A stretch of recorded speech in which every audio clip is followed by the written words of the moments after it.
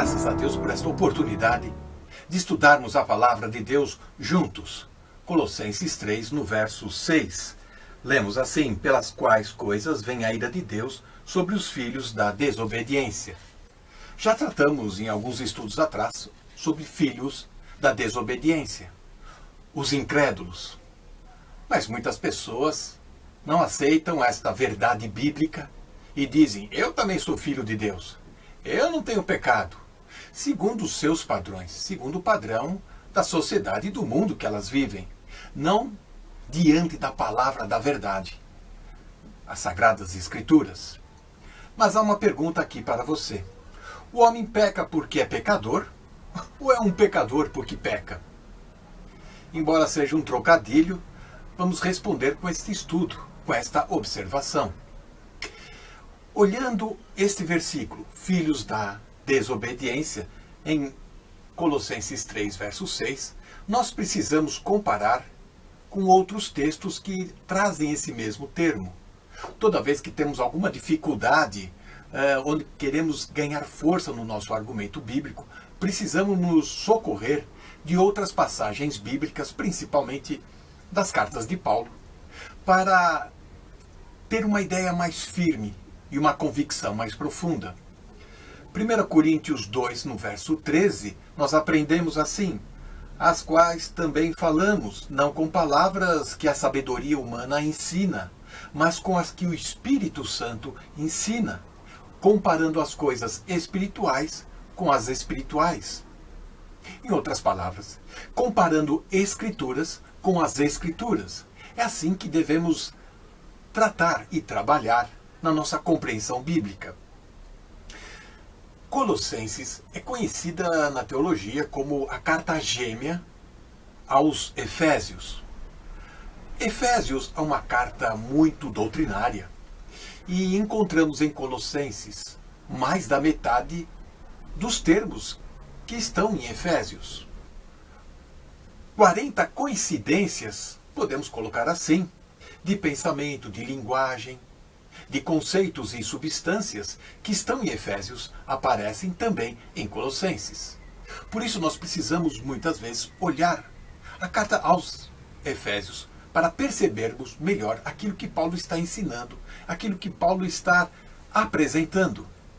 Vejamos então o capítulo 2 de Efésios, onde a superfície do ensino não vai mostrar, evidenciar aquilo que queremos ver.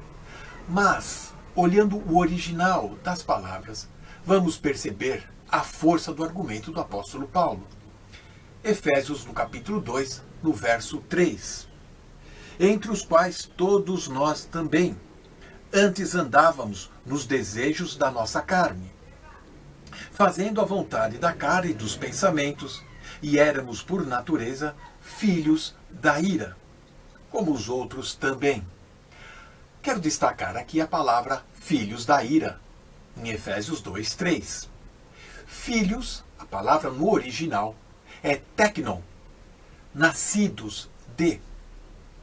Podemos dizer aqui que Deus quer nos ensinar que a nossa natureza, nascemos com uma natureza da ira, uma natureza rebelde, desobediente, perversa. Já nascemos com esta essência. É isso que Deus está nos ensinando no versículo 3 de Efésios capítulo 2.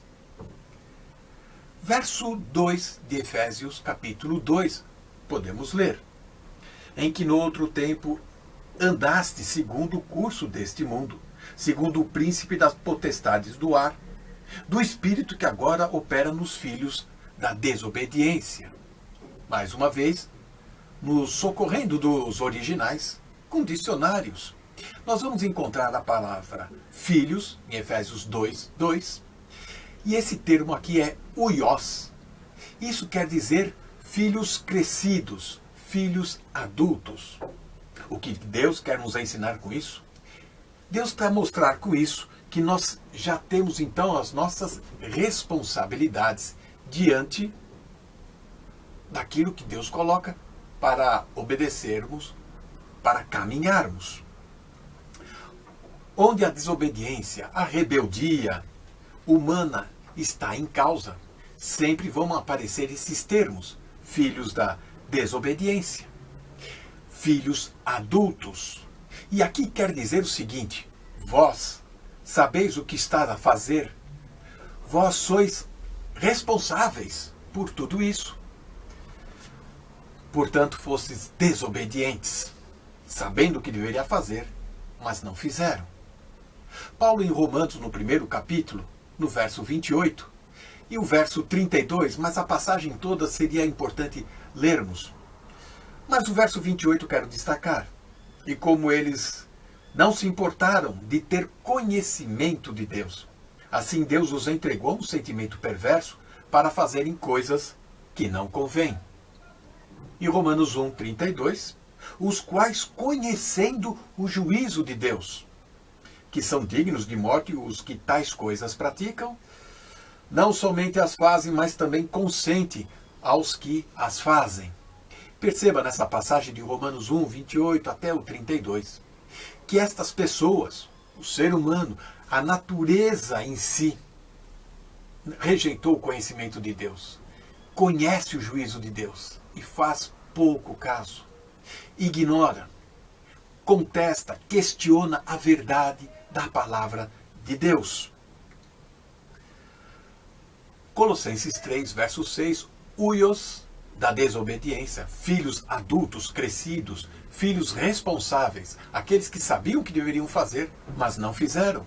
Portanto, são os incrédulos, aqueles que estão perdidos. Mas não só perdidos, são aqueles que rejeitam a salvação. Quantas pessoas não creem em Cristo Jesus, o próprio Deus encarnado, que foi na cruz para morrer, para receber a ira de Deus no nosso lugar? Ridicularizam, são indiferentes a estas verdades. Algumas expressões para mostrar que o incrédulo não nasceu de novo. E a Bíblia muitas vezes mostra quem são estes. Filhos deste mundo, Lucas 6, no verso 8. Nós podemos também destacar Atos 13, verso 10, filhos do maligno, ou filhos da perdição, conforme segunda carta de Paulo aos Tessalonicenses, capítulo 2, verso 3. Porém, nós vamos ainda encontrar outros termos, mas quero destacar agora aqueles que nasceram de novo, têm uma nova natureza, não a natureza que nascemos com ela, a natureza adâmica. Os novos convertidos, aqueles que nasceram de novo, são chamados sim filhos de Deus, conforme Romanos 8, verso 19, filhos da luz, conforme Lucas 16, no verso 8, filhos do dia, conforme 1 Tessalonicenses 5, verso 5, filhos da paz, Efésios 5, verso 1, ou mesmo Lucas capítulo 10, no verso 6, e filhos amados, em Efésios 5, no verso 1. Sois luz no Senhor, andai como filhos da luz. Está lá em Efésios, no capítulo 5, no verso 8. O apóstolo Paulo, ele ora e clama ao Senhor para que cada irmão, cada crente, cada cristão possa compreender, possa perceber a sua união com Cristo, possa de alguma maneira se apropriar, apreciar esta união com Cristo. Porém, sabemos que não é fácil nos apercebermos da nossa união com Cristo, da nossa posição celestial em Cristo Jesus, pois ainda a velha natureza, a natureza adâmica, habitando agora com a nova natureza, aquele que nasceu de novo, fica complicado entender esta nossa união com Cristo. Mas há um fato de verdade aqui que podemos destacar e assim compreender a nossa união importante com Cristo Jesus. Vejamos então a nossa união como seres humanos com Adão, o primeiro homem, lá em Gênesis capítulo 1, capítulo 2, capítulo 3. Nós estávamos em Adão, assim como esse dedo está na mão, como esta mão está no meu braço. Nós estávamos em Adão, logo lá no início.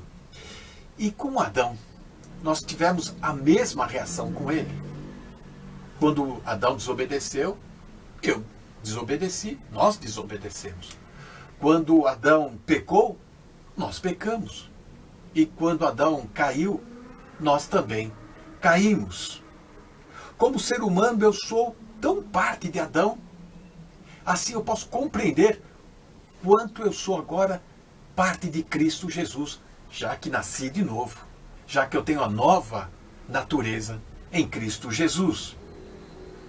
Vamos ver Romanos capítulo 5, no verso 12. Portanto, como por um homem entrou o pecado no mundo, e pelo pecado a morte, assim também a morte passou a todos os homens, por isso que todos pecaram. Perceba que Deus coloca, então, a culpa direta, tanto nos filhos como nos pais. E somos todos indesculpáveis. Portanto, não venha com essa história de que, olha, eu não estava no paraíso, eu não tenho nada a ver com isso. O que Adão fez, problema é dele, não é meu. O texto bíblico de Romanos 5, verso 12, mostra muito fortemente que estávamos em Adão. Se Adão pecou, eu também pequei. A mesma natureza de Adão. Portanto, eu não tenho pecado apenas nos últimos tempos. Ou por uma circunstância eu pequei.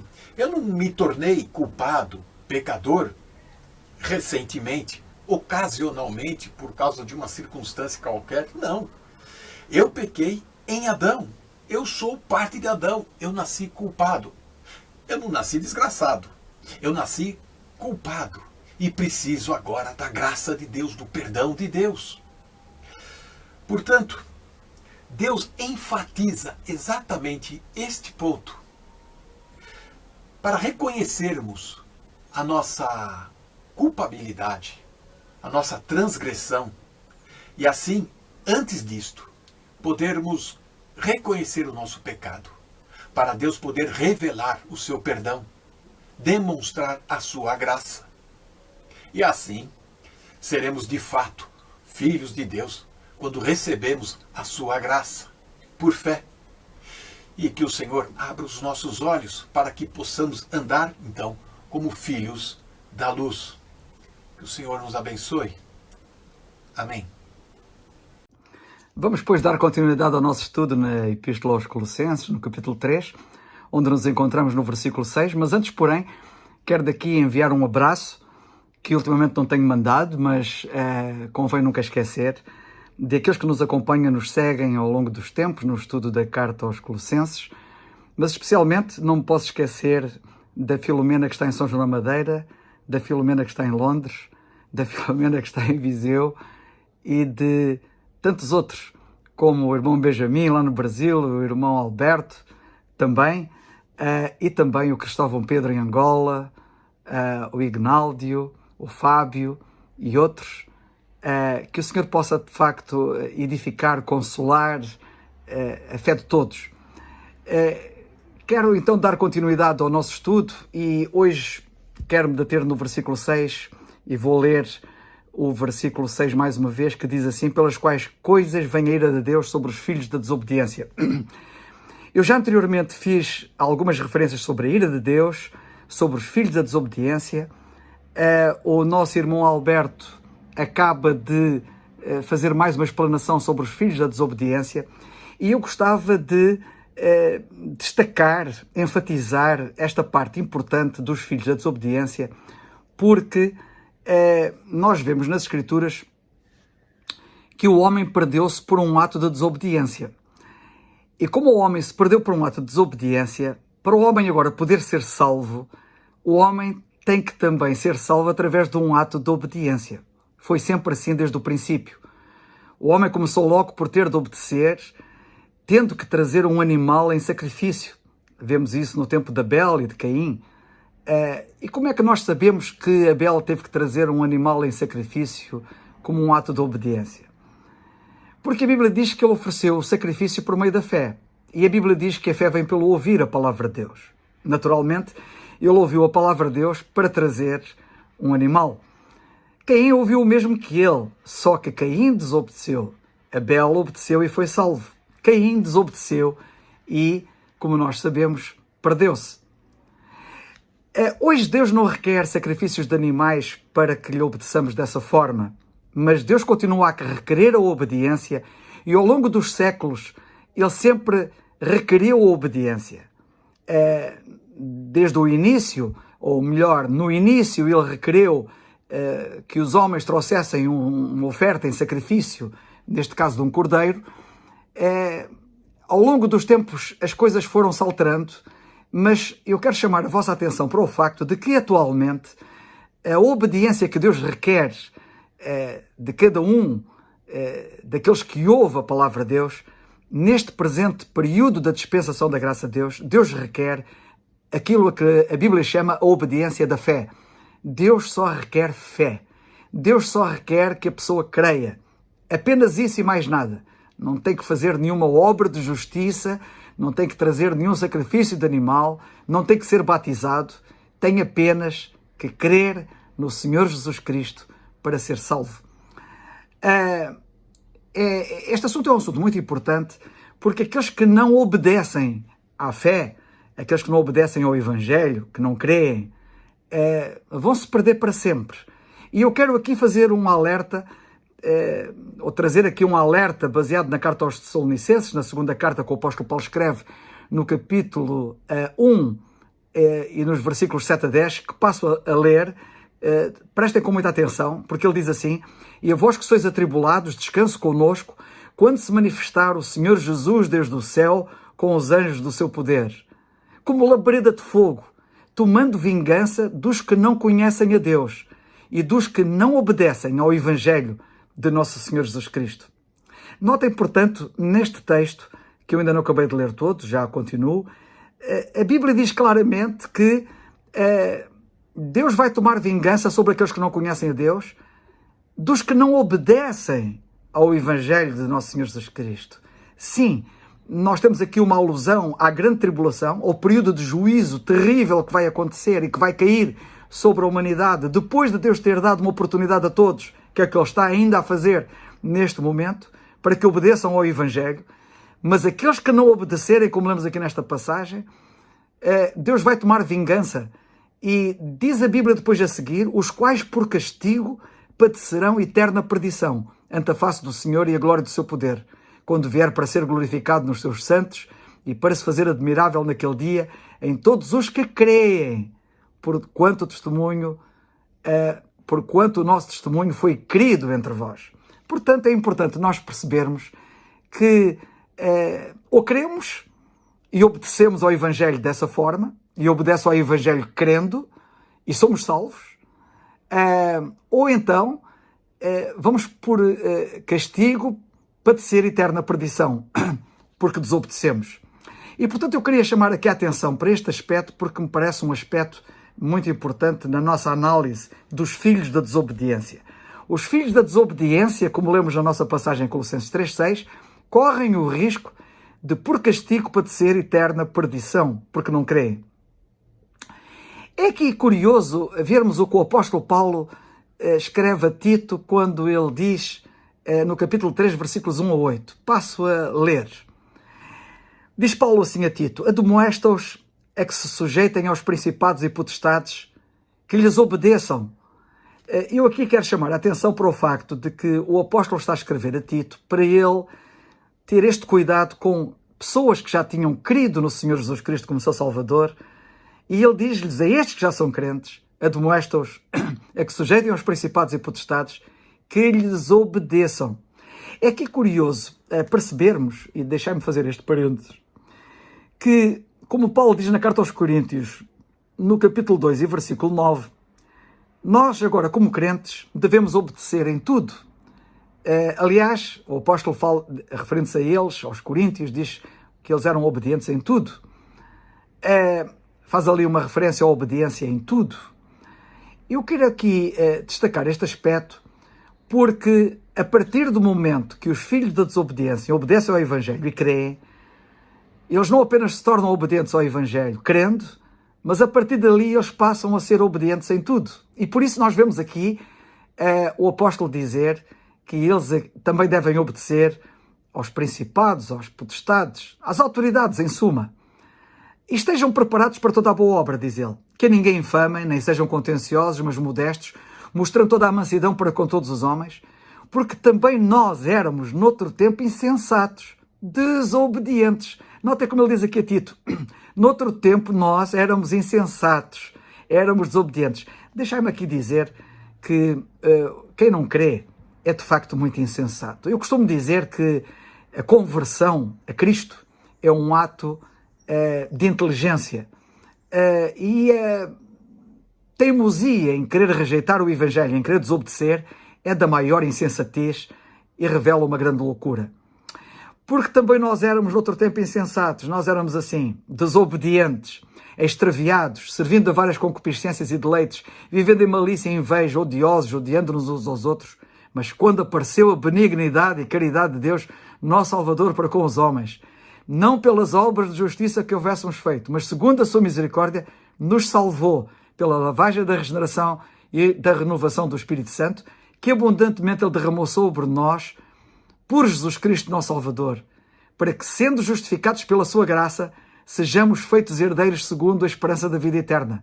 Fiel é a palavra, diz Paulo a Tito, e isto quero que deveras afirmes, para que os que creem em Deus procurem aplicar-se às boas obras. Estas coisas são boas e proveitosas aos homens. Reparem, ele diz, fiel é a palavra, e isto quero que deveras afirmes, para que os que creem em Deus. Portanto, nós éramos desobedientes, mas agora cremos em Deus, cremos na palavra de Deus, cremos no Evangelho, obedecemos ao Evangelho crendo, e agora nós que noutro tempo éramos insensatos e éramos desobedientes, já não o somos mais. E, portanto, é esperado de todos nós que, de facto, continuemos na senda da obediência à palavra de Deus. Eu gostava daqui também de fazer aqui um pequeno parênteses, só para dizer que muitas vezes nós ouvimos os pais, por exemplo, dizerem aos filhos, obedeces-me, por favor, e fazes o que eu te digo. O que é que eu quero dizer com isto quando digo isto a um filho? O que quero dizer é que as minhas instruções devem ser levadas a cabo e devem ser levadas a sério. Os que cumprem as instruções são os que são obedientes. Isto não só em relação aos filhos, mas naturalmente em relação aos filhos de Deus agora. Nós devemos cumprir as instruções que Deus nos dá, e é isto que Deus está a dar aqui na sua palavra, para sermos de facto obedientes. Mas voltando àquilo que nós estamos a considerar, gostava de agora dizer o seguinte. A Bíblia diz, creio que foi Paulo que escreveu a carta aos Hebreus, quando ele escreve no capítulo 5 e no versículo 9, ele diz assim, e sendo ele consumado, ele, o Senhor Jesus Cristo, e nós sabemos que ele fez uma obra perfeita, completa, acabada, terminada, ele consumou a obra da nossa salvação, diz a Bíblia que sendo ele consumado, ele veio a ser a causa. Há uma outra versão que diz a fonte, e há uma outra ainda que diz o autor. Ele veio a ser o autor de eterna salvação para todos os que lhe obedecem.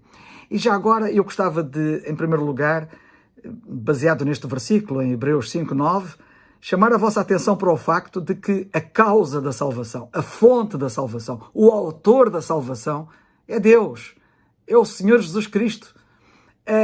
E eu quero chamar a vossa atenção para isto porque há muitos que acham que podem fazer alguma coisa pela sua salvação, mas o autor da salvação é, do princípio ao fim, o nosso Senhor Jesus Cristo. Portanto, que todos se convençam mesmo de que não podem ser salvos por aquilo que fazem, não por aquilo que têm feito, ou por aquilo que poderão vir a fazer, mas ele veio a ser a causa de uma eterna salvação para todos os que lhe obedecem. Para nós apenas ficou uma coisa, obedecermos crendo. Perdão. Depois há uma outra coisa muito importante que o apóstolo na carta aos Romanos diz duas vezes ao começar a carta e ao terminar a carta, e ele nesta carta faz muita questão do facto de que nós somos justificados por meio da fé e não pelas obras. E em Romanos, no capítulo 1, versículo 5, passo a citar, ele diz assim, pelo qual recebemos a graça e o apostolado para a obediência da fé. quando o apóstolo Paulo recebeu o Evangelho da graça de Deus e recebeu o apostolado desta dispensação da graça de Deus, a mensagem que ele recebeu o Evangelho da graça, diz ele, é para a obediência da fé entre todas as gentes pelo seu nome. Ou seja, ele fala aqui na obediência da fé. De facto, o que caracteriza a presente, a atual dispensação da graça de Deus é a obediência da fé. Nós não temos que fazer qualquer obra, temos apenas que crer.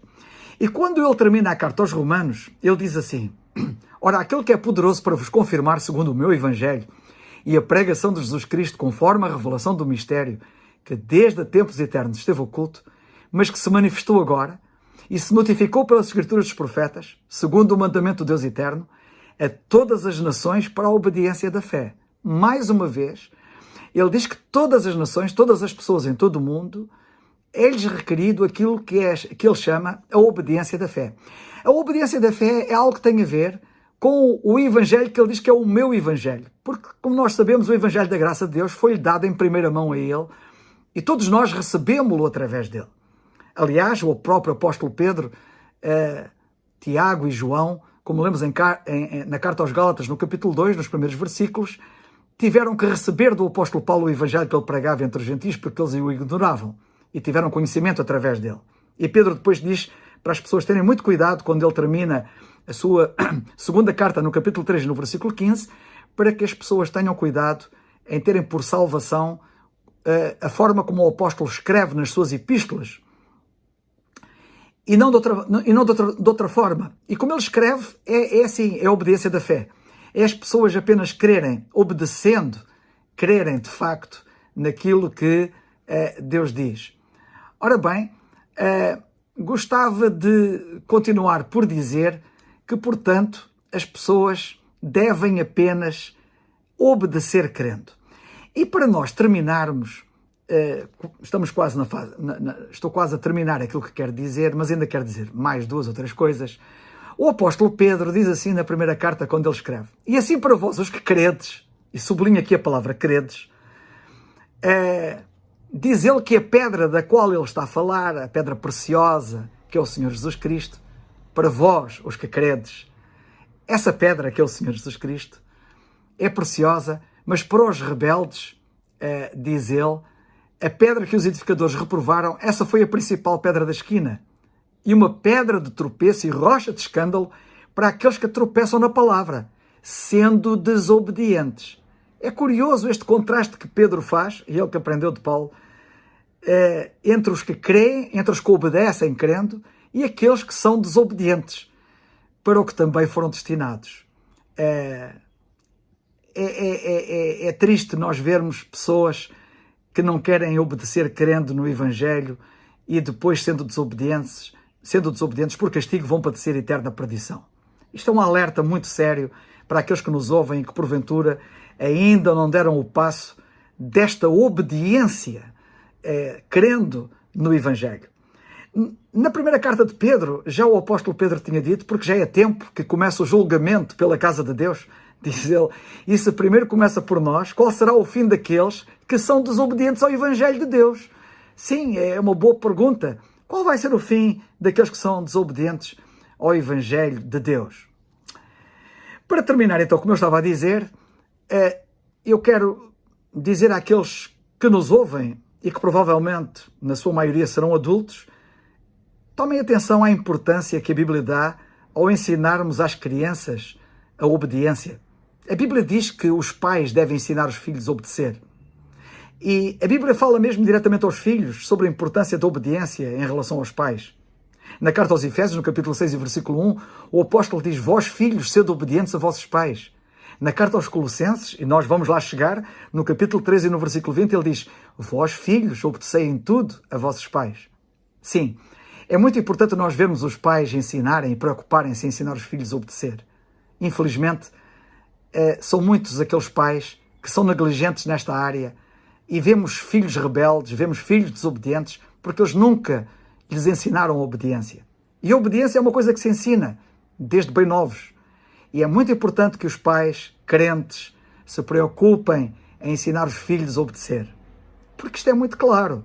Se eles não forem habituados a obedecer, como é que depois vós que sois pais crentes, quereis que eles obedeçam ao Evangelho? Se eles não forem ensinados a obedecer, se eles forem desobedientes, muito provavelmente e com muita probabilidade vão também desobedecer ao Evangelho. Faço daqui, pois, um alerta para que tenham cuidado na forma como estão a criar, a educar os vossos filhos. Para que especialmente os pais se apercebam da dificuldade acrescida que é atualmente educar filhos, convém que releiamos o que Paulo disse a Timóteo. Na segunda carta a Timóteo, no capítulo 3, versículos 1 e 2, o apóstolo Paulo escreve assim: sabe, porém, isto, e aqui sublinha a palavra sabe, porque infelizmente há muita ignorância, que nos últimos dias sobrevirão tempos trabalhosos, porque haverá homens amantes de si mesmos, avarentos, presunçosos, soberbos, blasfemos, desobedientes a pais e mães, ingratos, profanos, etc. Nos últimos tempos, ou melhor, nos últimos dias, o apóstolo diz que haverá, sabe isto, homens, tempos trabalhosos, haverá homens amantes de si mesmos, de muitas qualidades, e diz isto, homens desobedientes a pais e mães. Não é crianças desobedientes a pais e mães, é já homens, porque eles já eram desobedientes quando eram pequenos. Já alguma vez tinham relacionado a desobediência a pais e mães, que diz Paulo, seria uma das características dos últimos dias da atual dispensação da graça e que nós temos visto estar a acontecer cada vez mais nos dias atuais? Repito, já alguma vez tinham relacionado a desobediência a pais e mães com a menor propensão para a conversão dos mais novos que temos estado a registar, como não acontecia antes, e também dos mais velhos, naturalmente, porque nos últimos tempos os que eram pequenos já são grandes e já eram desobedientes antes e continuam desobedientes depois. Perdão. Como é que jovens que são desobedientes a pais e mães podem obedecer ao Evangelho? Percebem porque é que hoje muito menos jovens se convertem a Cristo? E porque é que muitos menos adultos, porque as gerações desobedientes já vêm de trás, porque é que na generalidade a geração em que nós estamos a viver hoje é desobediente? E particularmente se nós olharmos para os jovens, nós vemos como é que eles são desobedientes não somente a pais e mães, mas a professores, às autoridades, e como tal também não obedecem ao Evangelho. Pais crentes, dirijo-me a vós em particular, mais do que nunca sigam o preceito bíblico para o ensino da obediência, que é o uso da vara ou do açoite, que é isso que temos visto não estar a acontecer em muitas casas, em muitos lares. Notem a relação da vara na Bíblia, que é a disciplina, o açoite, com a obediência. Por exemplo, em Gênesis no capítulo 49, em versículo 10, nós lemos assim, isto na tradução brasileira: não se apartará de Judá o cetro, nem a vara do comando dentre seus pés, até que venha aquele de quem ela é, ou seja, até que venha aquele de quem a vara é, e a esse de quem a vara é, obedecerão os povos. A esse de quem a vara é, obedecerão os povos. Vejam a associação entre a vara e a obediência. E como o que vai fazer com que os povos um dia todos obedeçam, vai ser quando o Senhor Jesus Cristo vier à terra, com a vara. É curioso nós vermos a relação que existe entre a vara e a obediência nas Escrituras. São vários os textos na Bíblia que falam da importância da disciplina dos filhos. Eu vou relembrar aquilo que muitos já sabem, mas nunca é demais. Provérbios 13:24. O que retém a sua vara aborrece a seu filho. Ou seja, o que retém a sua vara, o que não disciplina, odeia a seu filho, não o ama. Se pensas que não dares um açoite ao teu filho é revelar amor, é exatamente ao contrário. Mas o que ama a seu filho, a seu tempo castiga. Lemos em Provérbios 13:24. Provérbios 22:15. A estultícia está ligada ao coração do menino. Nunca te esqueças disto. O menino, por natureza, não é coisa boa. A natureza dele tem que ser moldada, disciplinada. A estultícia está ligada ao coração, mas a vara da correção a afugentará dele.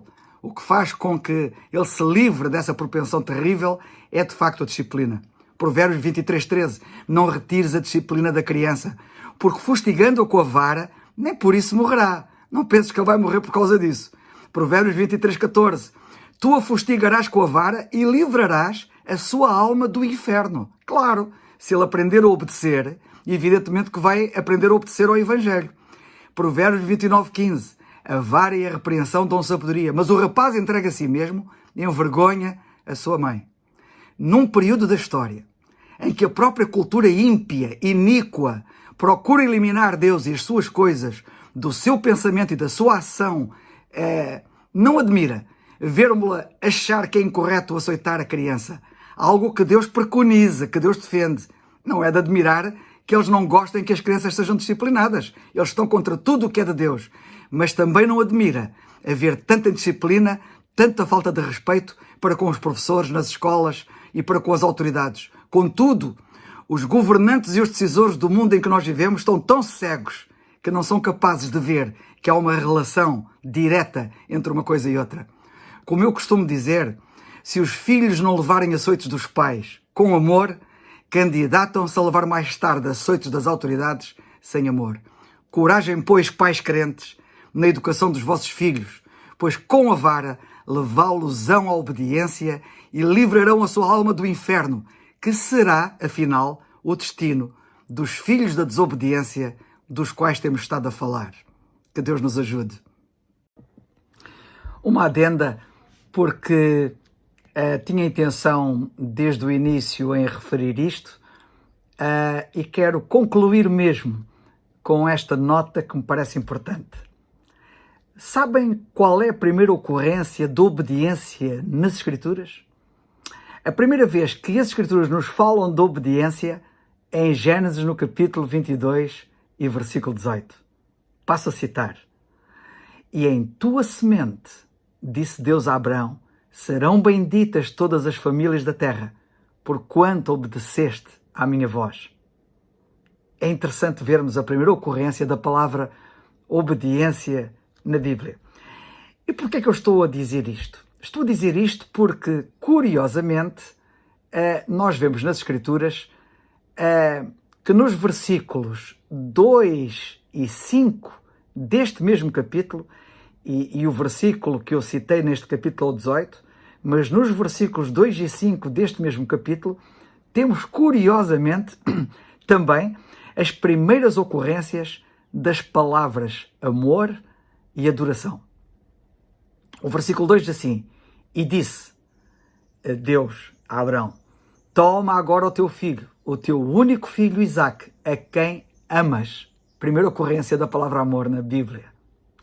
E depois, no versículo 5, lemos assim, e disse Abraão a seus moços, ficai-vos aqui com o jumento, e eu e o moço, Isaque, iremos até ali, e havendo adorado, tornaremos a vós.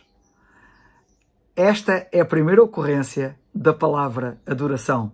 Havendo adorado, tornaremos a vós.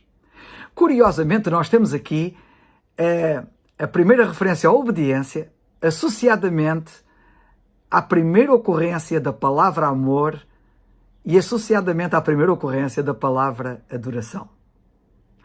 Depois de nós termos experimentado, e eu espero que todos os que me estão a ouvir já o tenham feito, já o tenham experimentado, a obediência da fé, já tenham obedecido ao Evangelho, crendo no Senhor Jesus Cristo como seu Salvador, é esperado de nós, de mim e de vós, que crestes no Evangelho, que obedecestes crendo, é esperado de nós que agora nós o amemos como nunca amamos nada nem ninguém e o adoremos.